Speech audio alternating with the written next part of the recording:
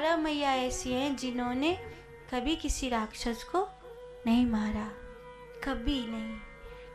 तारा जो बंगाल में आपने एक देखा होगा, बहुत शक्तिपीठ है, बड़ा तारापीठ बोलते हैं उसको।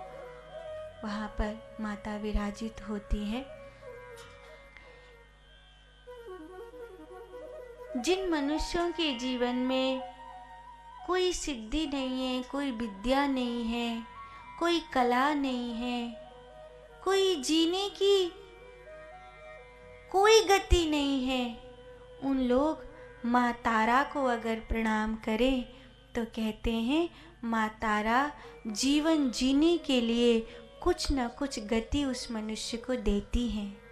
क्योंकि जब महादेव असहाय हो गए थे तो इन्होंने महादेव को अपना स्तनपान कराया था।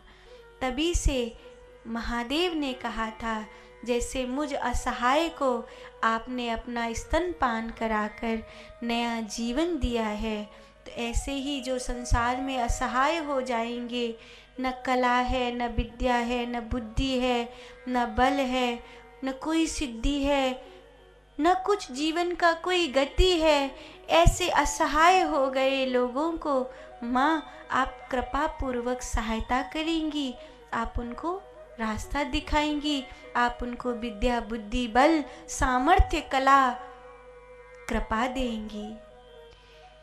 या देवी सर्वभूतेषु विद्यारूपेण संस्थिता नमस्तस्यै नमस्तस्यै नमस्तस्यै नमो नमः। या देवी सर्वभूतेषु तारारूपेण संस्थिता नमस्तस्यै नमस्तस्यै नमस्तस्यै नमो नमः। या देवी सर्वभूतेषु जागृतिरूपेण संस्थिता नमस्तस्यै नमस्तस्यै नमस्तस्यै नमो नमः।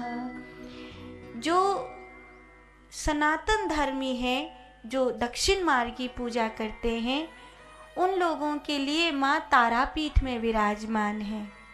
लेकिन जैसे जैसे समय बदलता गया, तब महायान तिब्बती में जो बौद्ध परंपरा आरंभ हुई, उन लोगों ने माँ को तिब्बत भाषा में आर्य तारा कह करके बुलाया।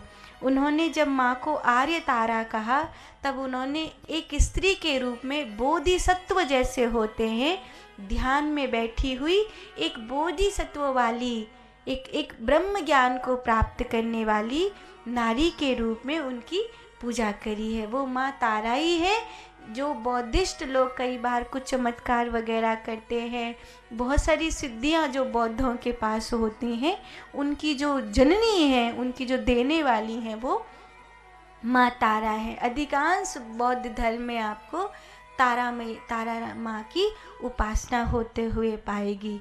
जो वज्रयान बौद्ध हैं, जैसे जैसे ये अलग अलग देश में गए, तो जो वज्रयान बौद्ध हैं, उन लोगों में बुद्धि स्त्री के रूप में इनकी मुक्ति की जननी के रूप में पूजा करी गई है।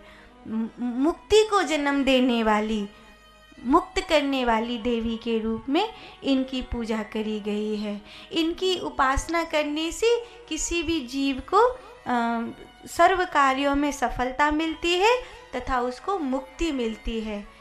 तांत्रिक पीठ में भी इनकी पूजा होती है, तंत्र में, और जो इनके मंत्र के द्वारा ओम माँ तारा देव्यै नमः, ये इनका सतोगुणी मंत्र है। फिर अलग अलग तांत्रोक्त मंत्र अलग होते हैं, और जो और मंत्र हैं, जैसे शास्त्रोक्त, पौराणिक, तांत्रिक और वैदिक, ये 4 प्रकार के मंत्र होते हैं। शास्त्रोक्त, पौराणिक, तांत्रिक और वैदिक, ये 4 प्रकार के मंत्र होते। तो अलग अलग इनकी उपासना करी गई है।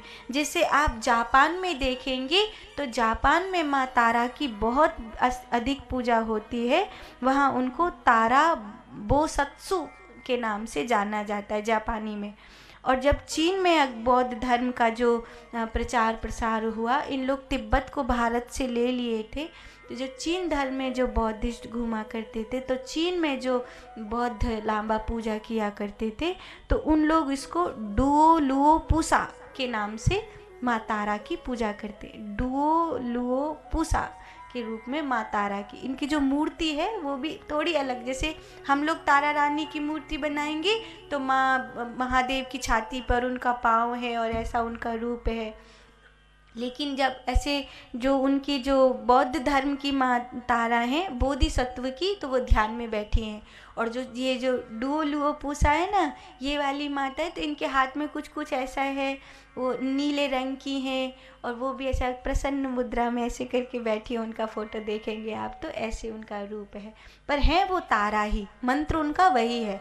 जो भाषा अलग हो गई है पर जो सिद्धि है उनकी वो वही है। तो तारा के रूप में, हे माँ तारा, इस गुप्त नवरात्रि के द्वितीय दिवस में मेरे प्रणाम स्वीकार कीजिए। माँ, इस संसार में मैं भी अनाथ हूँ, मुझ पर कृपा कीजिए। अगर आप मुझ अनाथ पर कृपा नहीं करेंगी तो मेरी कौन सुनेगा। हे जननी, आपने शिव को अपना स्तनपान कराकर उन्हें चैतन्यता प्रदान करी। माँ, मातृत्व से भरी हुई माँ तारा, मुझे भी इस संसार में जीने के लिए अपनी कृपा का दुग्ध प्रदान कर। माँ, मेरे प्रणाम स्वीकार कर। बोलिए तारा मैया की जय।